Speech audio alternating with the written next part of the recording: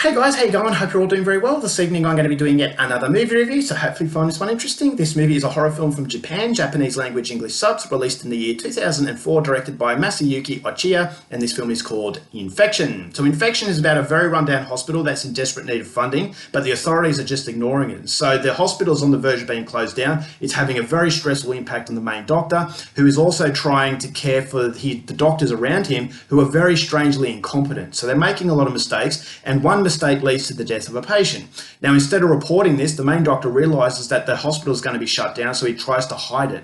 Now, this is going to have a devastating effect not only on him mentally, but also the doctors around him, who start to fall to pieces. Now, the psychological torment is about to be intensified because there is a patient who has just arrived who's suffering from a mysterious disease that causes the inner organs to liquefy. So it's terrifying, and they realize that it's very contagious. And so in order to protect yourself from a disease, you have to understand it, but the clock is ticking. So they're going to have to get the answers fast if they are to survive the evening. So whether or not they do is something you're going to have to find out for yourself, because that's as far as I'm going with my synopsis. Now, my thoughts on Infection. I had dismissed this film for a very long time as a generic, sort of stereotypical J horror film, such as The Grudge, The Ring, movies that are about ghosts. Now, I can appreciate what J horror has done for the horror genre. It's a lot of Hollywood films are remakes of classic J horror, but for me, I just don't really like the ghost stuff. Once you've seen one, you've pretty much seen them all, and so that's why I dismissed Infection. I thought as though this was going to be another sort of stereotypical J horror film, but when I finally realized that it was actually a little bit different, I wanted to check it out. And so whether or not this movie was going to impress me, I wasn't sure, but I wanted to give this movie a go. So I finally watched it last night, and I will say that although I didn't love the film, I appreciated the movie for what it was, and what it is the definition of Japanese insanity. This is a film that is bonkers, it's crazy, it's bizarre, and it makes you feel very vulnerable because you have no idea where Masayuki Ochiya is actually taking you. This is a wild ride where I just couldn't predict it. And so having a very unpredictable horror film within the J horror subgenre, I thought, well, that's something a little bit different. But although it poses something a little bit different, it still possesses the J horror ability to really freak you out. This is a film that I watched late at night with all the lights off, and a few times I wanted to turn the light on, and that's something that is a standard J horror, and this is intensified through the very dreaded environment and atmosphere that the movie possesses. This is a film that reminded me of Lars von Trier's The Kingdom, which I thought was a fascinating horror film. This is a film very much like Infection that feels as though the hospital is an entity of its own, and it's causing these doctors to act in a way that was very surreal.